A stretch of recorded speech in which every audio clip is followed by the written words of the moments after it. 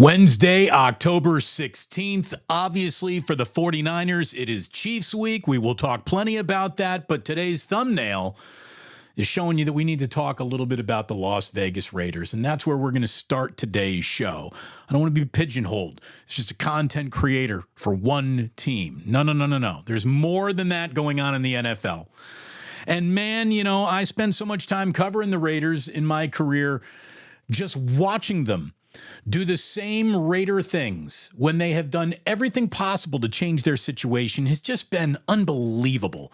It really has been. The Raiders have been Mark Davis's problem since 2012. Opportunity, problem, however you want to present it. Al died in 2011. Have things gotten better? Financially, sure. From a stadium standpoint, okay, conceptually it's better, but in actual practice, it's not at all because you'll never have a home field advantage in a home game, not ever again, apparently. This is an extraordinary evolution, yet nothing has changed at all at the same time. It really is something else. Again, welcome to the Damon Bruce Show.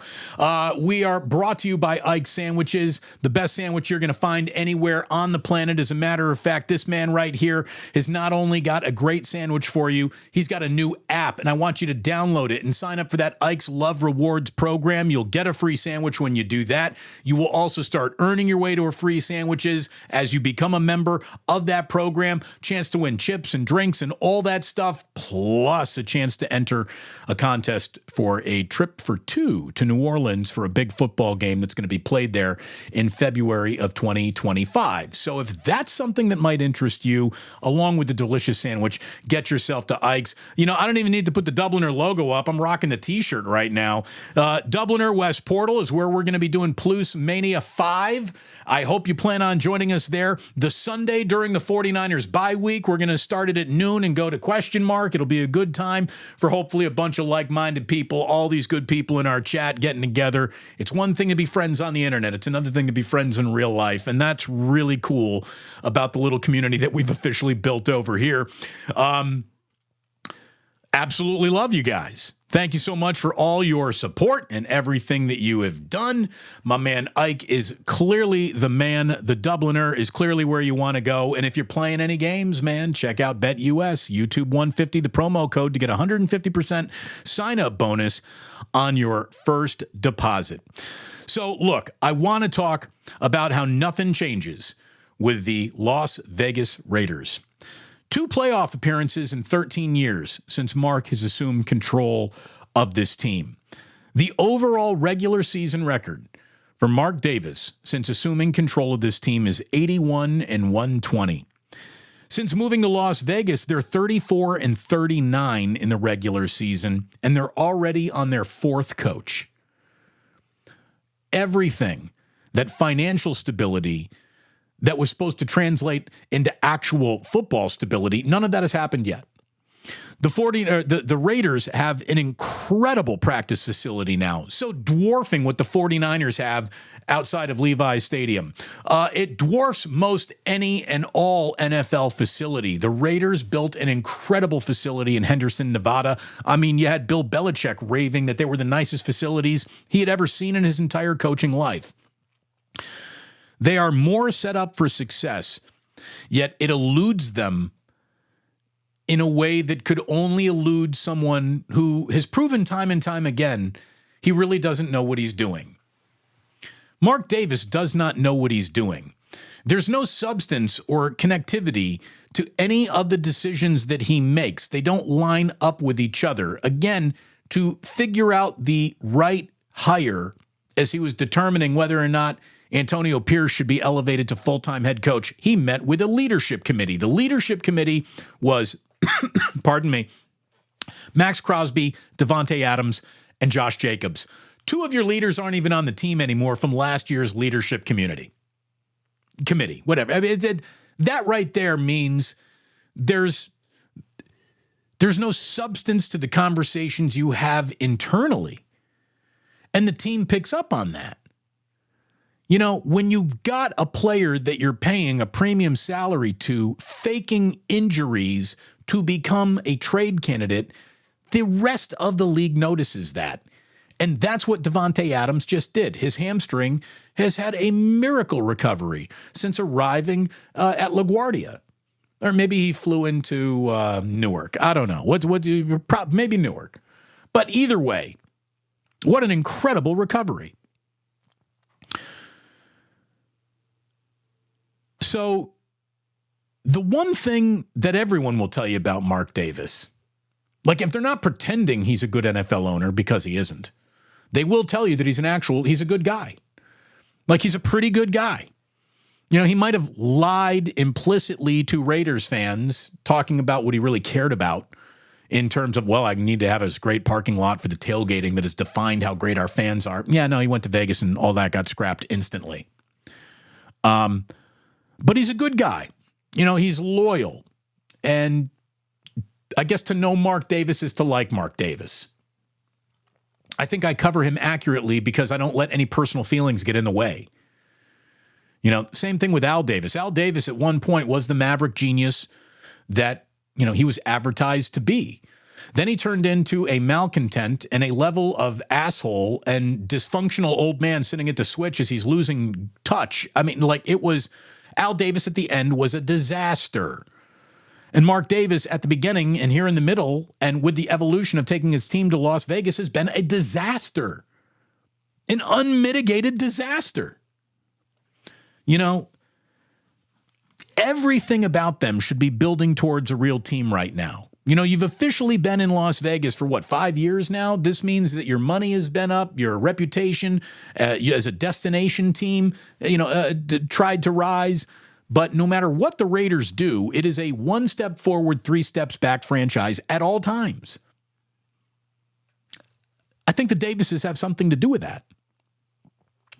Well, now they brought in Tom Brady as an owner. And Tom Brady's little group of, we now have a piece of this. Is this going to be a slow-moving coup to get Al Davis removed from a team that is now way too valuable for him to be involved in it? I don't know if it's that complex, but it feels like the start of, can we get somebody else in here to make decisions, please? The Raiders, again, their value has shot through the roof. And Mark gets an awful lot of credit for making the decisions that bring that to bear. But every other one of his decisions in terms of coaches that he entrusts his entire fortune and fame to the interim coaches that he's had more success with than the hires, to the Josh McDaniels experiment, like it's been a clown show. They don't have a quarterback. They might have some tight ends.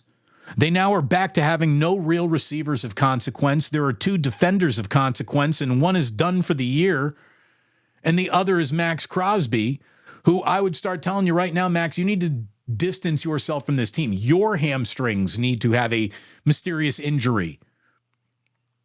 Max Crosby has Hall of Fame talent. If he attaches his entire career to the Raiders, it will be a career that never mattered. And I hate to say that.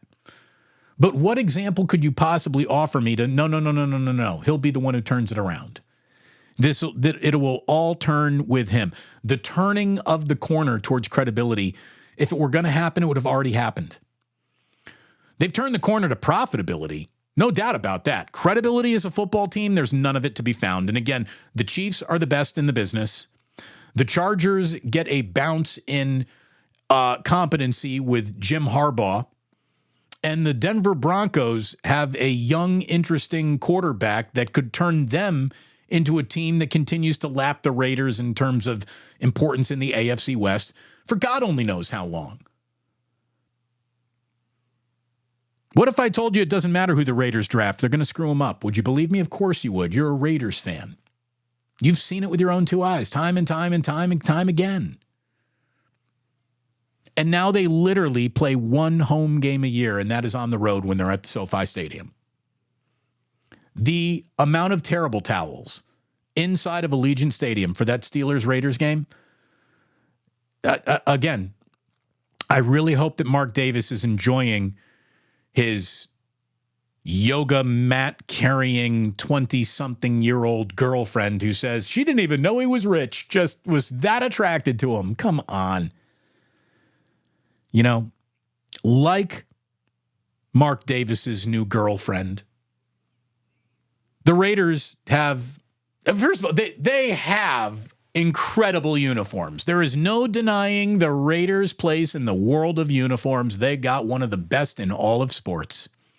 They now have one of the most impressive home stadiums you'll ever see. Even though it's a dome, it feels like you're still outside. They've done an incredible job with Allegiant Stadium. I was wildly impressed with that place when I walked into it. It's all looks, though. There's no substance. Kind of like the girlfriend. All looks, no substance. This relationship isn't going to really provide an X marks the spot. Not ever. Unless he really is dumb enough to be like, yeah, we're getting married and I'm not signing a prenup, in which case she will have cashed out. Good for her. She carrying his baby? Do we know that? Do we need to know that? Do we want to think of them having, ugh. I don't think we want any of that. I haven't even really started checking out the chat. I really hope that I haven't missed any of your super chats or anything like that. We did miss one from Dale yesterday. Dale came in with a super chat at the very end of the show that I totally missed because it was the end of the show. By the time I saw it, we had already logged off, and Dale was trying to buy a bottle pull. It's Wednesday. I have things to go do. I'm not giving you a bottle pull today, Dale, but I did see it, and thank you very, very much. This is the bottle that we'd be pulling from. As a matter of fact, sip of the day is long past us here in the coffee department. That's just a sip today more than it's sip of the day. For a real sip of the day, we need to do something crazy like take that cork out. And then we'd have to do something like this. But Dale, Indian. Dale, we're not going to be doing that. But thank you very much. Wah. Wah, wah, wah, wah. The Raiders are a mess. They're destined to be a mess as long as Mark Davis is the hand that controls the switch.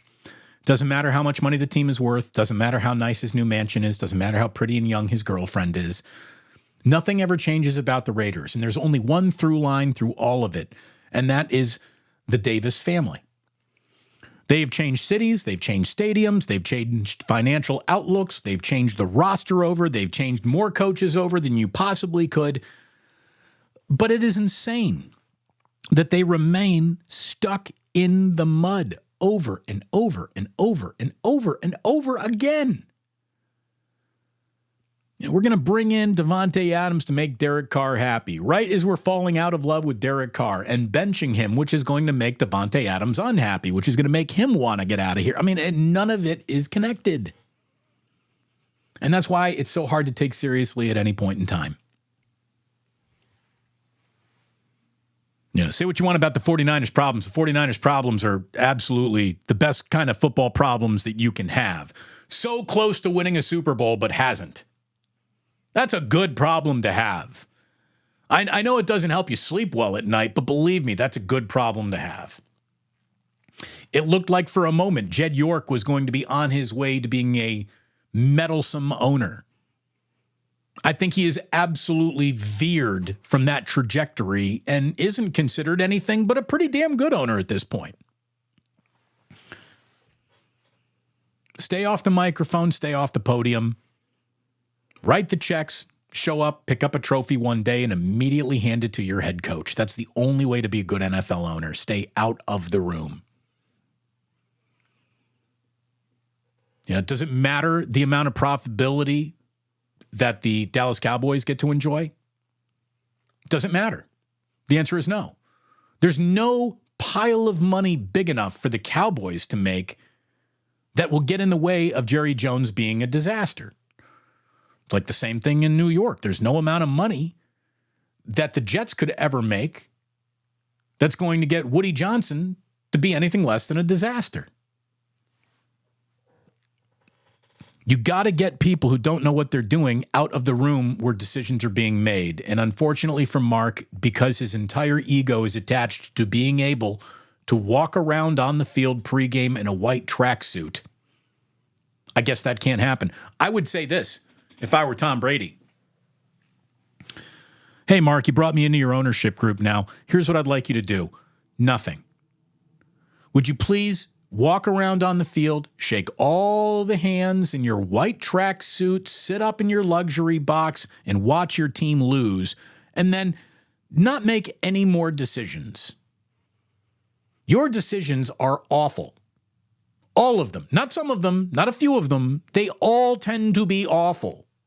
And when you add them together, they amount to still not good enough.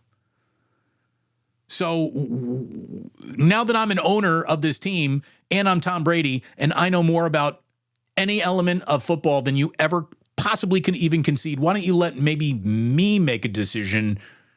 Why don't you help me hire a general manager and you just show up with your tracksuit and your haircut and your bimbet and just show everybody your Las Vegas Aces championship rings. Congratulations on those. I turned a little space heater on. It was a little chilly down here. It got real hot in here fast, so I had to turn it off. Got Nathaniel Richards saying, man, you got UNLV football getting more attention than the Raiders. I mean, you got defectors of UNLV football. You got defectors of the Raiders. They're like, get us out of here. This isn't the NIL deal that I was promised.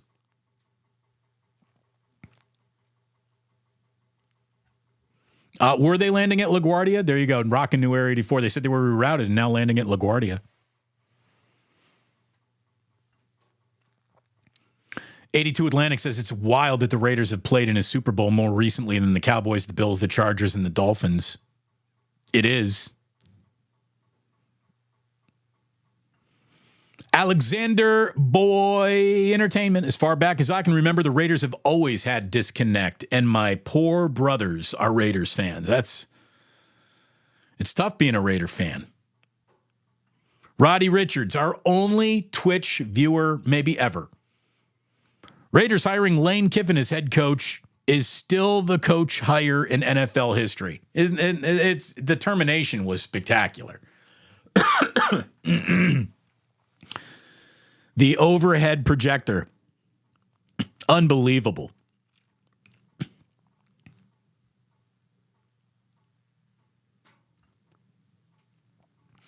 What does it benefit Mark Davis to be this bad for this long? What does he stand to benefit from it? Is he getting kickbacks from the NFL? Is the NFL intentionally making the Raiders bad? Tiger Tank, it's all ego. I mean, imagine if every bone of your body, any accolade, any access you were ever granted was because you were lucky enough to be born the son of a rich guy who, in his death, through really no plan of succession, you got the keys flipped to you after all. Like, I'm going to tell you right now, all you need to do is look at the end of Al Davis's life to see that him leaving his team to his son was more a theoretical idea than it is anything he really wanted to approach. There was no grooming of Mark Davis.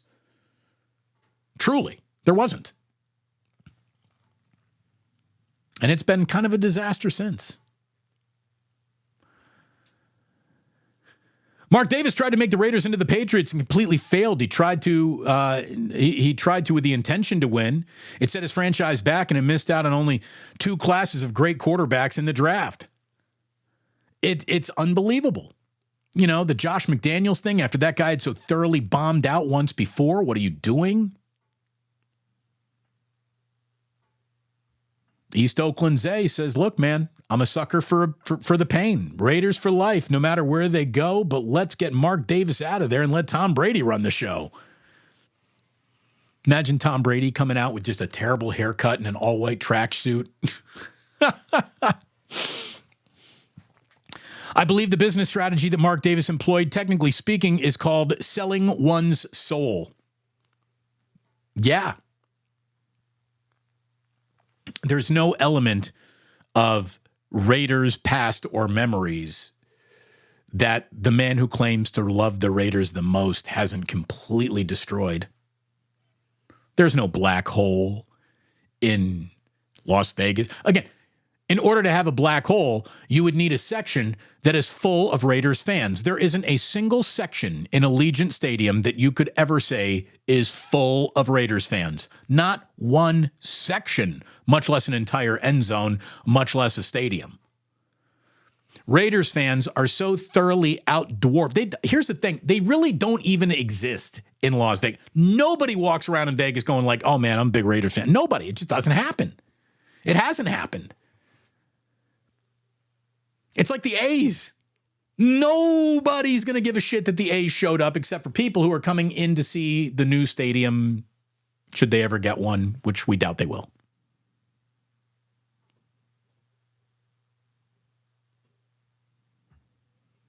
Abru, thank you very much, 49er Red Zone. Great joke earlier today on Wake Up.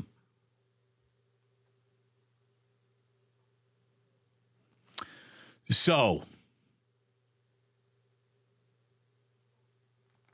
Dale says, Las Vegas is never going to have that kind of loyalty that Oakland had. Look, I mean, I also remember talking about all the blackouts and all of the unsold seats at the Coliseum. Again, for a loyal fan base, they had trouble selling out in Oakland as well. It's funny. The Raiders always seem to be bigger in other towns outside of the one that they actually occupy. Like the Raiders were big in LA because they went down there, they won a Super Bowl, and everybody in LA loves to jump on a bandwagon. And the Raiders were a big deal there down in LA for a little bit. The Raiders in Oakland, obviously, they were a big deal. Then Al pulled them out, and they didn't come back quite the big deal that they had been before. They've moved on to Las Vegas. This is, more profitable than they've ever been. But are the Raiders a big deal to the NFL conversation, the greater universe? No, the Raiders are still, they might as well be they're the Jacksonville Jaguars with better uniforms.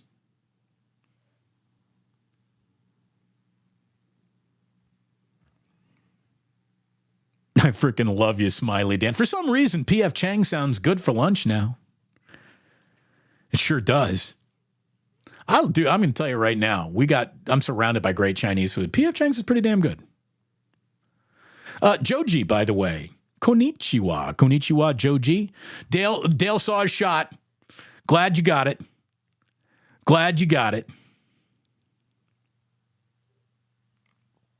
Again, who else drinks for you at like 11:15 on a Wednesday morning? You're welcome. A man of the people, True Blue. I try.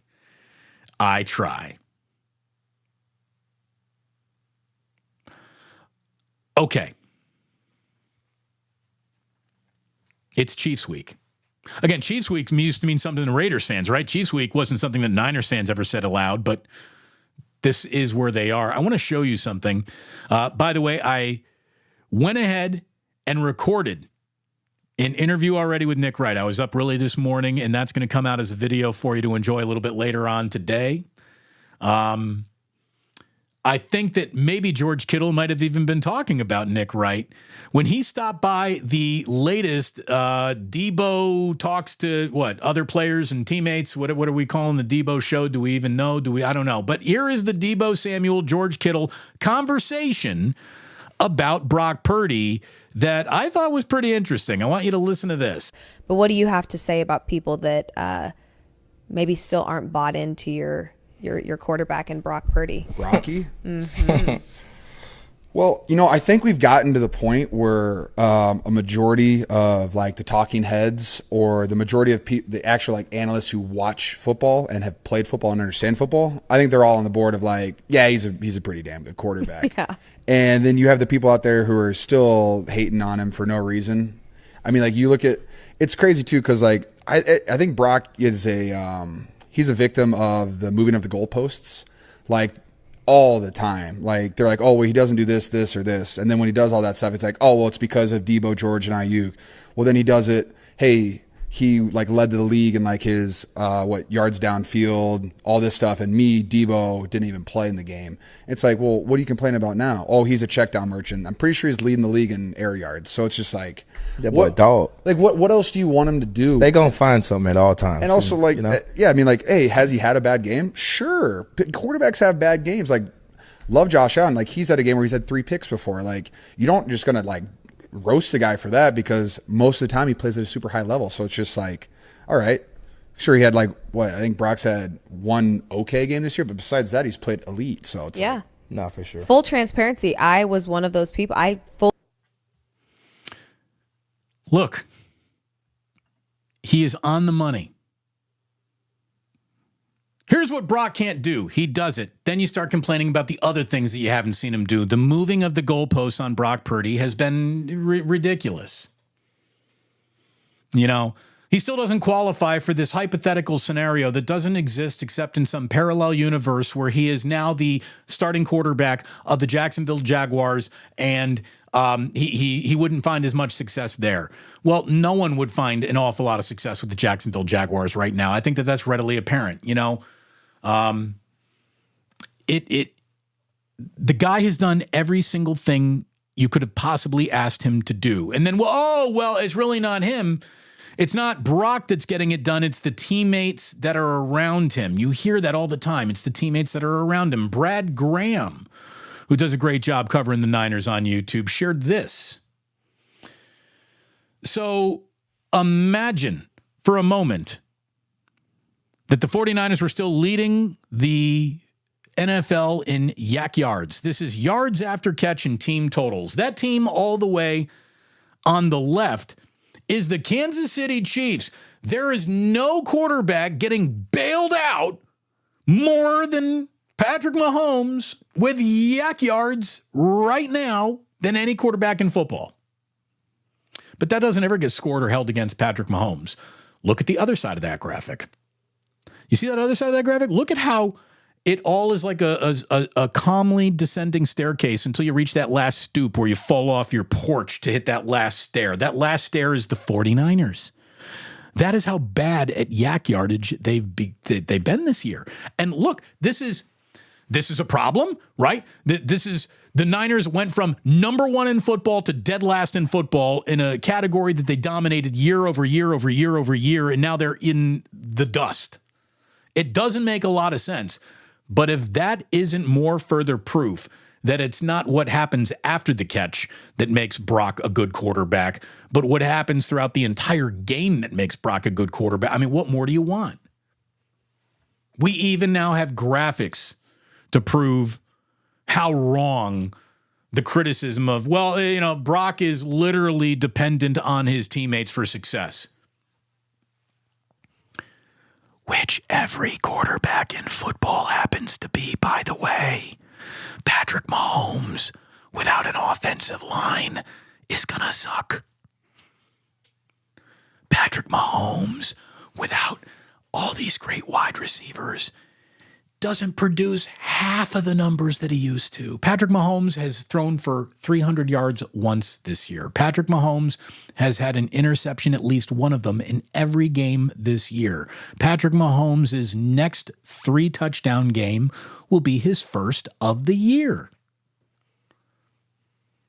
It's odd how one guy can escape criticism that is always applied to the other guy who is actually playing better through the criticism that you're offering than the other. It's just, a lot of it doesn't make sense. And that's why I just urge you choose your content creators carefully, boys and girls. You choose what messages and what silos of information you decide to live in, because you can live in an information silo that is full of the wrong shit. You can. Some of you do. This is why I'm here. And it's great to be here. It really, really is. I want you to keep a lookout for that Nick Wright video that's going to be dropping a little bit later today. I hope you plan on joining me Not at the 2-minute warning this upcoming Sunday, but right at kickoff. We're going to do a little watch party here on the Plus. It'll be you, it'll be me, and we'll be hanging out for the entire football game. This chat will be chatting. We'll hopefully get it synced up. You're going to have to sync it up on your end for it to really work. But hopefully we're all watching together, live and alive together. True Blue forever. Say hello to your mother. Yes, Cam Inman. Al wants to say hello. How's your mother?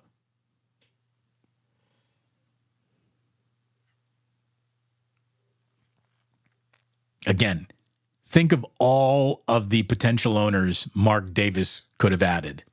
He adds Tom Brady, who literally has a play against your franchise that should have him out of the club of love forever. But again, Mark has shown us there's enough money for him to overlook everything that used to matter to the Raiders. There's enough money to overlook that.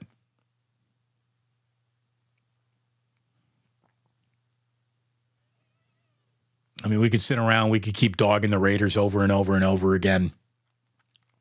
It's like picking on the slow kid at this point.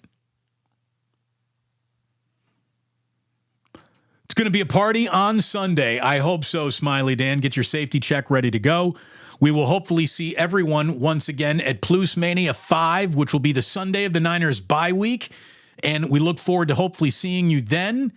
Might have to order ourselves a mess of Ike's sandwiches to be delivered that day to the Dubliner. My man Ike wants you to sign up for his Love Rewards program right now. You get a free sandwich when you do. You get a chance to win a contest that could send you and a friend to New Orleans for a big football game in February.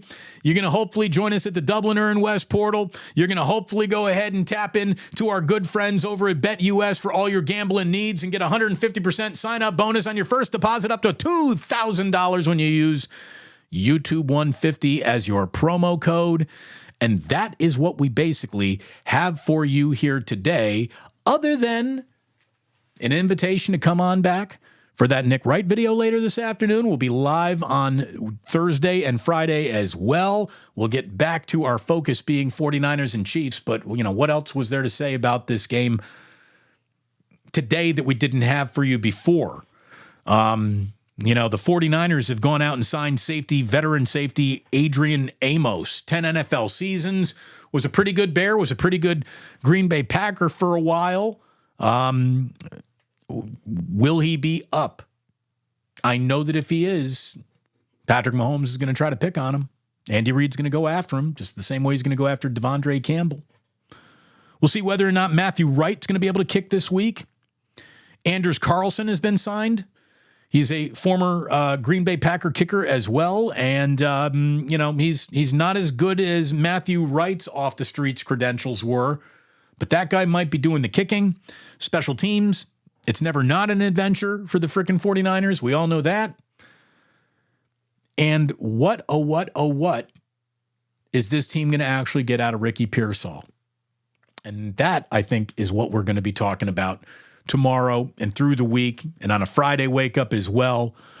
To all of you, though, thank you so very much for doing what we're doing here. As you can see, we are fewer than 500 away from reaching 25,000 subscribers. So continue to use the word of mouth, continue to share the videos, continue to ask your other friends who like reasonable sports talk, not just a whole bunch of pearl clutchers and doom naysayers and douchebags, that we got a pretty good conversation happening over here, and hopefully they come and be a part of it. It is time, officially, for your history lesson the day. Kind of an important history lesson here with Bay Area ties all over it because of their ties to San Jose State Track, which used to be Speed City. Today, in 1968, during the award ceremony for the 200-meter race at the Mexico City Olympics, Tommy Smith and John Carlos gave the Black Power salute for one of the most iconic Olympic images, iconic sports images of all time. That happened today in 1968. Born today in 1977, John Mayer. John Mayer is a guy that I just thought was like another, pop guy. And he had a couple of good songs on his own, but then, Body is a Wonderland. He's all about trying to appeal to 15-year-old girls more than he's trying to appeal to a guy like me. And he's obviously had some success with it. And then the turn that I could have never seen coming happened. John Mayer didn't just join, but he basically took over and leads the remaining Grateful Dead members now, and his access to the Great American Songbook that is the Grateful Dead Songbook. And John Mayer has guaranteed himself a lifetime of sold-out concerts in that move alone. And I'm going to tell you that this dude on the guitar shreds. Like, better than I ever would have assumed. John Mayer in person is absolutely impressive. He's still got a really funny voice. He makes all kinds of weird faces as he's playing. He's one of those orgasmic players where he's like really weird faces. But he can play that axe, man. And the Grateful Dead have done very well with John Mayer being the guy who leads the band now. Let's see, what else have we got? We're going to go back in time for our last two historical facts. Born today in 1758, so he's no longer with us, but American lexicographer named Noah Webster, who was instrumental in helping English morph from the Queen's English into the English that we use here now. And I don't know if you notice his last name or not. His last name, Webster, is the very dictionary that you pick up to look at how words are defined and how you spell a word today. I mean, has anyone actually picked up a dictionary in the last 10 years, or do you just Google it? You just Google it. But anyways, the Webster's Dictionary, the Webster, born today in 1758. Nothing to do with Emmanuel Lewis's Webster, who, of course, was an early 80s sitcom with Alex Karros. That was weird. I think he dated Michael Jackson for a while. It was very weird. Anyway, Let Them Eat Cake got what was coming to her today. Today in 1793, Marie Antoinette, who got targeted by agitators for her incredible extravagance during the French Revolution, was guillotined. Today, in 1793, off with her head. Marie Antoinette, you should have never said anything about cake. Thank you so very, very much for tuning in. I hope you guys have half the amount of fun watching this as I do hosting this. It's so much fun. Thank you all so very, very much for your very important and precious time. That you spend it with me means a lot to me. And all I can tell you is, it's a big week. We got playoff baseball. We're a week away from the Warriors getting going. It's Chiefs week for the 49ers. And if they can win that game, it's going to change the trajectory of how the rest of this year looks. I'm ready. I hope you are too. In the meantime, please do remember a very, very important fact. And that is, sports do not build character. They reveal it. And like that, he's gone.